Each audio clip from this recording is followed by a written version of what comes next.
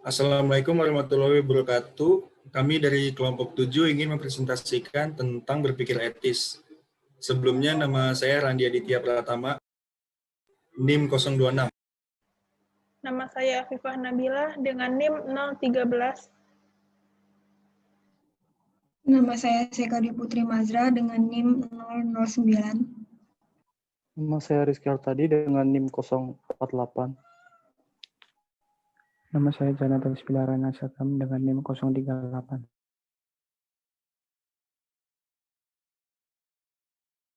Definisi berpikir etis bertindak dengan cara yang konsisten dengan apa yang masyarakat dan individu biasanya berpikir, bahwa hal tersebut adalah nilai-nilai yang baik, yang mencangkup kejujuran, keadilan, kesetaraan, martabat, keragaman, dan hak-hak individu.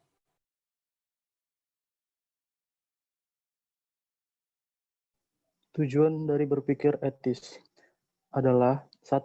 Mengetahui fungsi dan fondasi berpikir etis. 2. Mengidentifikasi elemen berpikir di dalam berpikir etis. 3. Menerapkan berpikir kritis dalam studi kasus. Kenapa kita butuh berpikir etis? Karena 1. Kecenderungan manusia untuk berpikir egois demi kepentingan sendiri. 2. Perilaku manusia memiliki konsekuensi terhadap kesejahteraan orang lain. 3. Mencapai kemampuan untuk berpikir kritis dan berimbang, atau bisa disebut juga dengan fair-mindedness.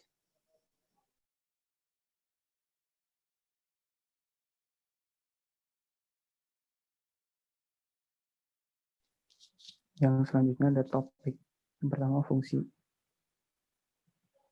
Fungsi berpikir etis adalah kemampuan dalam berpikir kritis akan memberikan arahan yang lebih tepat dalam berpikir, bekerja, dan membantu lebih akurat dalam menentukan keterkaitan sesuatu dengan lainnya. Oleh sebab itu, kemampuan berpikir kritis sangat diperlukan dalam pemecahan masalah atau pencarian solusi. Fondasi. 1. Prinsip etis tidak berdasarkan kesuksesan subjektif perorangan. 2. Semua manusia diwajibkan menghormati prinsip etis. 3. Berpikir etis digunakan untuk menjawab ethical issues. 4. Prinsip etis berbeda dengan norma dan tabu yang terbatas di kelompok tertentu saja. 5. Halangan terbesar dari berpikir etis adalah egosentrisme. Selanjutnya, yang ketiga, elemen berpikir di dalam berpikir etis. 1. Tujuan. Yang kedua, pertanyaan. Yang ketiga, informasi. Yang keempat, simpulan awal. Yang kelima, konsep. Yang keenam, asumsi. Yang ketujuh, implikasi. Yang kedelapan, sudut pandang.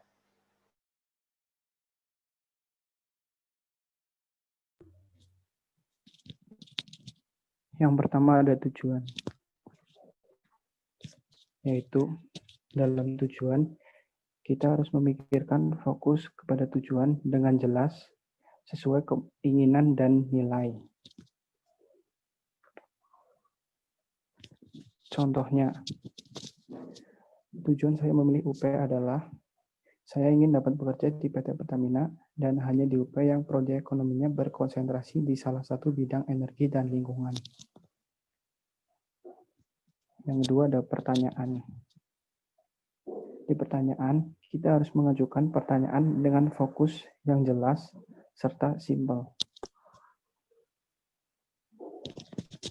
Contohnya, apakah mahasiswa lulusan Universitas Pertamina memiliki peluang yang lebih besar untuk masuk kerja di perusahaan Pertamina?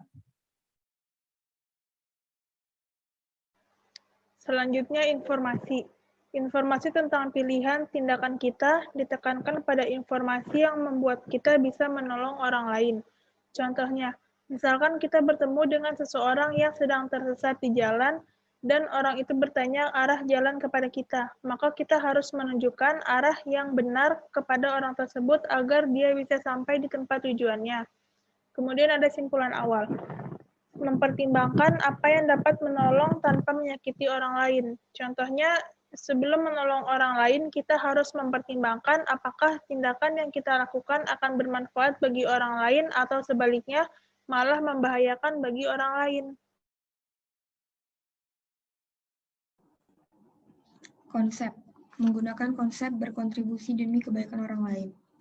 Konsep dapat berupa teori, definisi, ide, hukum, dan prinsip. Selanjutnya, asumsi. Manusia memiliki kemampuan untuk berpikir etis dan bertindak konsisten dalam koridor prinsip etis. Yang ketujuh ada implikasi dan konsekuensi. Semua proses berpikir mengarah ke suatu hal. Apa yang dipikirkan akan mengarah ke implikasi, dan jika kita mengambil keputusan untuk melakukan sesuatu berdasarkan implikasi tersebut, maka kita akan mendapatkan konsekuensi. Dan yang terakhir ada sudut pandang.